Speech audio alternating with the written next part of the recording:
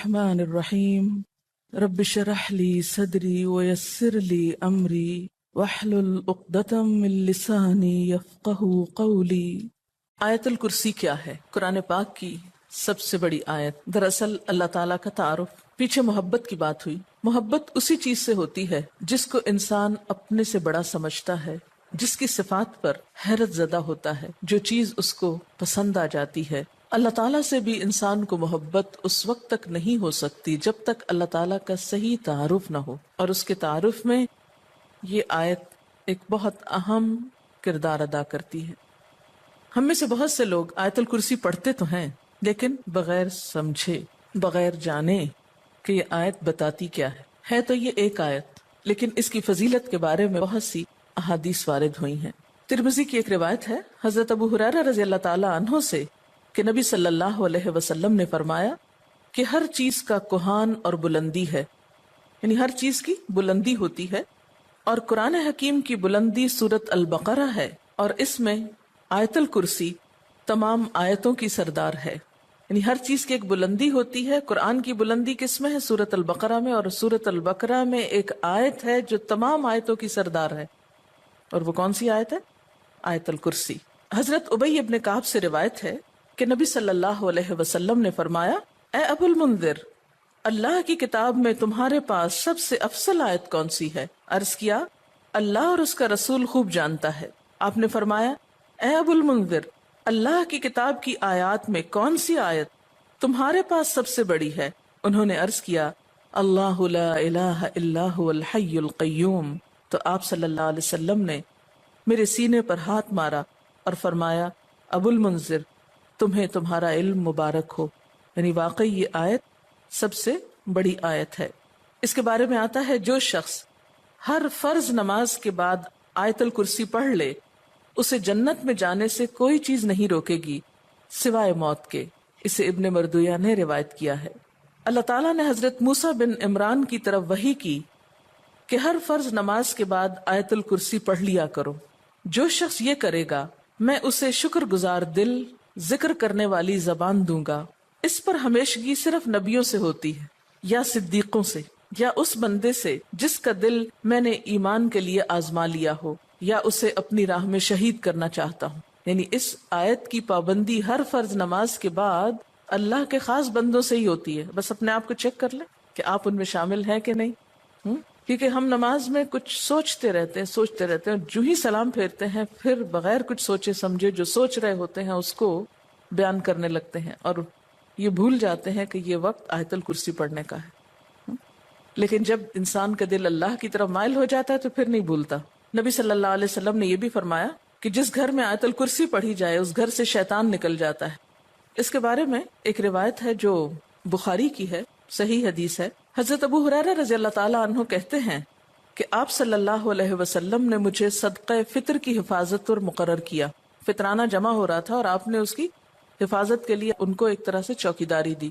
کوئی شخص آیا اور غلہ چوری کرنے لگا، میں نے اسے پکڑ لیا اور کہا، میں تجھے رسول اللہ صلی اللہ علیہ وسلم کے پاس لے جاؤں گا۔ وہ کہنے لگا، میں محتاج ہوں، عیالدار ہوں، سخت تکلیف میں ہوں، چنانچہ میں نے اسے چھوڑ دیا۔ جب صبح ہوئی تو آپ نے مجھ سے پوچھا، ابو ہریرہ، آج رات تمہارے قیدی نے کیا کہا تھا؟ میں نے کہا، یا رسول اللہ صلی اللہ علیہ وسلم، اس نے محتاجی اور عیالداری کا شکوہ کیا تھا، مجھے رحم آیا تو میں نے اسے چھوڑ دیا۔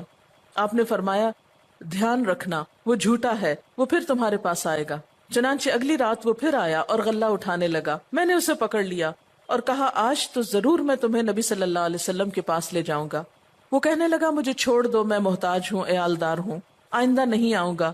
مجھے پھر رحم آ گیا اور میں نے اسے چھوڑ دیا۔ صبح ہوئی تو آپ صلی اللہ علیہ وسلم نے مجھ سے پوچھا، ابو ہریرہ، تمہارے قیدی نے کیا کیا؟ میں نے کہا، یا رسول اللہ صلی اللہ علیہ وسلم، اس نے سخت محتاجی اور عیالداری کا شکوہ کیا، مجھے رحم آ گیا تو میں نے اسے چھوڑ دیا۔ آپ نے فرمایا، دھیان رکھنا، وہ جھوٹا ہے، وہ پھر آئے گا۔ چنانچہ تیسری بار میں طاق میں رہا، وہ آیا اور غلہ سمیٹنے لگا۔ میں نے کہا، اب تو میں تمہیں ضرور آپ صلی اللہ علیہ وسلم کے پاس لے جاؤں گا، اب یہ تیسری بار ہے، تو ہر بار یہی کہتا ہے کہ پھر نہ آؤں گا، مگر پھر آتا رہا۔ اس نے کہا، مجھے چھوڑ دو، میں تمہیں چند کلمے سکھاتا ہوں جو تمہیں فائدہ دیں گے۔ میں نے کہا، وہ کیا ہیں؟ کہنے لگا، جب تو سونے لگے تو آیت الکرسی پڑھ لیا کر، اللہ کی طرف سے ایک فرشتہ تیرا نگہبان ہوگا اور صبح تک شیطان تیرے پاس نہ آئے گا۔ صبح ہوئی تو آپ صلی اللہ علیہ وسلم نے مجھ سے پوچھا تیرے قیدی نے آج رات کیا کیا؟ میں نے آپ صلی اللہ علیہ وسلم کو ساری بات بتلا دی تو آپ صلی اللہ علیہ وسلم نے فرمایا اس نے یہ بات سچی کہی حالانکہ وہ جھوٹا ہے۔ پھر آپ نے مجھ سے کہا ابو ہریرہ جانتے ہو 3 راتوں سے کون تمہارے پاس آتا رہا ہے؟ میں نے کہا نہیں۔ آپ صلی اللہ علیہ وسلم نے فرمایا وہ شیطان تھا جو انسانی شکل میں آ رہا تھا۔ اچھا آپ نے دیکھا ہوگا کہ بعض لوگ اس بات کی شکایت کرتے ہیں کہ ان کے پیسے لاکر میں سے اور تالے میں سے چوری ہو جاتے ہیں، ایک ایسی جگہ سے ان کے پیسے چرائے جاتے ہیں کہ جس کی چابی ان کے سوا کسی اور کے پاس نہیں۔ یہ بھی احتمال ہو سکتا ہے کہ اسی قسم کا کوئی شیطان آ کر ایسی حرکت کرتا ہو، تو اس کا حل یہی ہے کہ انسان سونے سے پہلے آیت الکرسی پڑھ کر چاروں طرف پھونک مارے تو پھر حفاظت ہو جاتی۔ آپ گھر سے نکلنے لگے یا ایسے اپنے لاکر کو لاک کرنے لگے تو آیت الکرسی پڑھ کر اس پر پھونک مار دے تو اللہ تعالیٰ ایک چوکیدار مقرر کر دیں گے، ایک فرشتے کو، پھر کوئی نہیں چرا سکے گا اس کو۔ تو بہرحال آیت الکرسی جو ہے یہ بہت ہی فضیلت والی آیت ہے۔ چلیے اب دیکھتے ہیں کہ اس آیت میں ہے کیا۔ اللہ لا الہ الا ہو، اللہ تعالیٰ اس کے سوا کوئی الہ نہیں۔ الہ کون ہوتا ہے؟ اس کا معنی عام طور پر معبود کیا جاتا ہے، لیکن بنیادی طور پر الہ کا معنی ہوتا ہے خالق، رازق، مالک، حاجت روا، مشکل کشا، عبادت کے لائق۔ ظاہر ہے جس نے پیدا کیا، جو روزی دیتا ہے، وہی مالک ہونے کا حقدار ہے۔ پھر جو ہماری حاجتیں پوری کرتا ہے، جو ہماری مشکلیں آسان کرتا ہے، وہی اس لائق ہے کہ ہم اس کی عبادت بھی کریں۔ تو اللہ لا الہ الا ہو، اللہ تعالیٰ وہی عبادت کے لائق ہے۔ الحی القیوم، زندہ ہے، قائم رہنے والا ہے، دوسروں کو قائم رکھنے والا ہے۔ لا تأخذہ سنۃ ولا نوم، نہ اس کو اونگ آتی ہے اور نہ نیند آتی ہے۔ لہ ما فی السماوات وما فی الارض، اسی کے لیے ہے جو آسمانوں میں ہے اور جو زمین میں۔ من ذا الذی یشفع عندہ الا باذنہ، کون ہے جو اس کے پاس سفارش کر سکے مگر اسی کے اذن سے۔